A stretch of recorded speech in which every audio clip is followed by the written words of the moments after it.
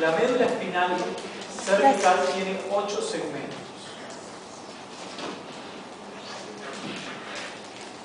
¿Ah? Que se numeran de C1 a C8. ¿Ah? La médula torácica tiene 12 segmentos que se numeran de T1 a T12.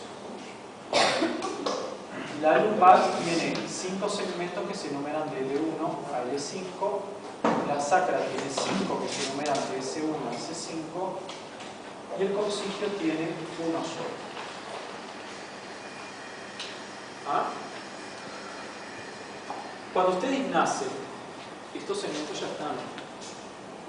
¿Sí? Pero ¿qué es lo que sigue creciendo?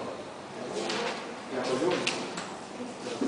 Cuando ustedes nacen, la cauda o el sector final de la médula se encuentra a nivel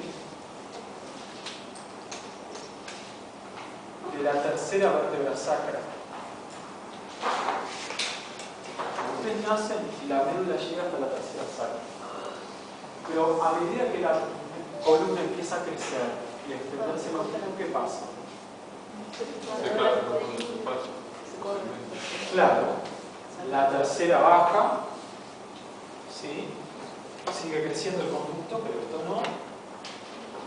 Y finalmente, en el adulto, esto se corresponde con la segunda lumbar. ¿Ah? Y la tercera sacra se va a pasar a corresponder con el final de la dura madre, con el fondo del saco dural. Entonces, díganme una cosa. ¿Qué segmento medular encuentran ustedes a nivel de la segunda lumbar? O sea que acá hay un desfasaje entre la proyección de la vértebra y la proyección del segmento. Por ejemplo, si alguien se fractura la segunda vértebra lumbar y eso lesiona a la médula, ¿qué va a lesionar? ¿El segundo segmento lumbar? ¿Ah? ¿Entienden la diferencia? De caballo.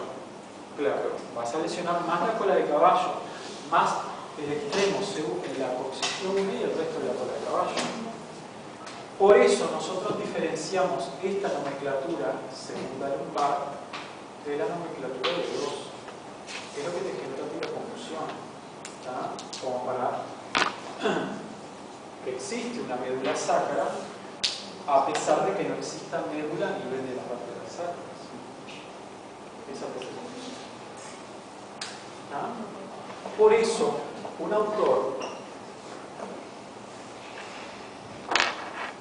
allá en el 1911 que se llamaba Chipoll. ¿Qué le pasaba a Paul Chipoll cuando llegaba al traumatizado? Que se caían del tatuaje, le llevaban un traumatizado y el loco decía tomógrafo. No podía. No tenía. Entonces, ¿qué era lo único que podía palpar de la columna vertebral? ¿Qué cosa es palpable de una vértebra? La bolsa. A ustedes les llega el día de mañana accidentado de moto, lo tienen en la camilla, ¿qué es lo único que le pueden palpar? Las apófisis. Y ustedes, antes de ir al tomógrafo, ya se pueden dar cuenta dónde está la lesión en la médula. ¿Qué es lo que pasa con la apófisis espinosa de una vértebra cervical? Cuando la cortan sagitalmente, está un nivel por debajo del cuerpo. Cuando ustedes la cortan y ven la altura de relación en que el cuerpo es un poco más arriba y la apófisis un poco más abajo.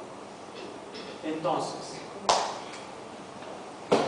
cuando tocan la apófisis espinosa de, por ejemplo, la cuarta cervical, ¿qué segmento habrá?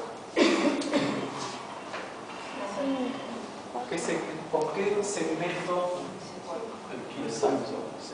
Entonces Chipoll dijo, a nivel de la columna vertebral cervical, cuando yo palpo la apófisis espinosa de una vértebra, le tengo que sumar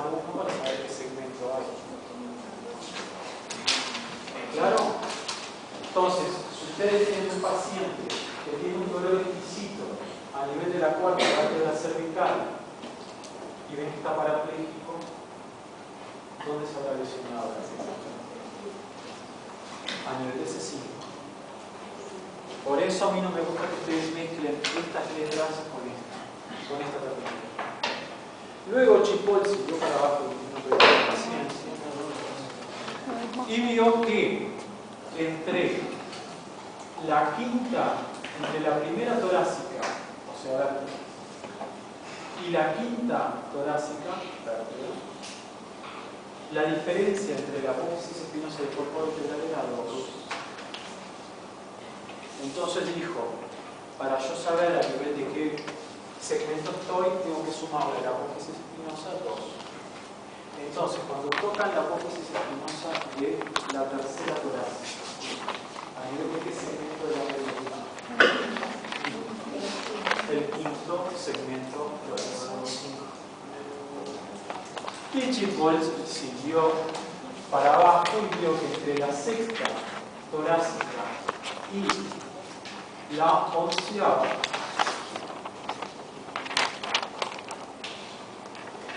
la diferencia entre el cuerpo y la apófisis era 3.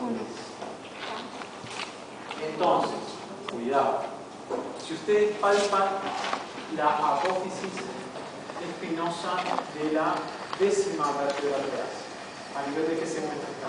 L1. L1. ¿Se dan cuenta por qué?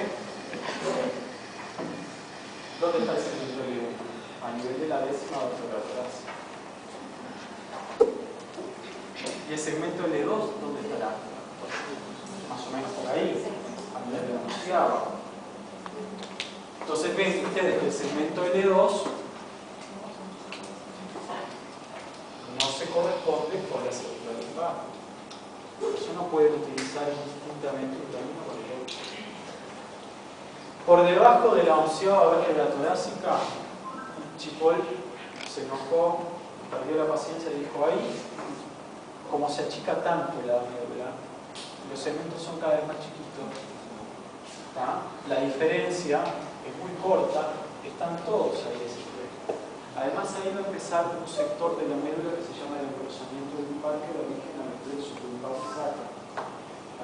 Y eso va a estar todo entre la primera lumbar y entre la doceava torácica y la segunda lumbar. Esto es lo que se llama la ley de Chipoll. Entonces, el día de mañana ustedes reciben a un paciente con una probable fractura de la columna vertebral en emergencia y antes del electrocardiograma ya pueden saber a qué nivel, cuál puede ser el sector de la médula que puede estar lesionado. El tema es recordar la ley de Chipoll. ¿Cómo quedó la parte que se enojó? En la parte que se enojó Chipoll dijo, mira, acá no hay ninguna capacidad de sumar. Vos, entre la doceava vértebra torácica y la segunda lumbar tenés, en ese cortito trayecto que se ve, tenés todos juntos los segmentos, que son de L2 para abajo, hasta el coxis. Una pregunta. Entonces, ¿cómo queda por ejemplo entre la sexta torácica y la onceava torácica? ¿Qué Si pasa? tocas la 10, vos estás en el segmento L1. Tocas la 11. L2.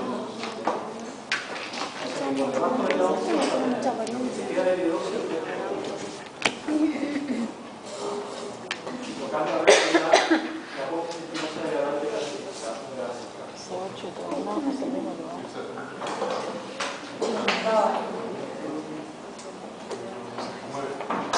Exactamente, en el segmento 9. ¿Y qué referencias sencillas tú tenés a nivel óseo para darte cuenta de las apófisis espinosas? Para no tener que andar contando.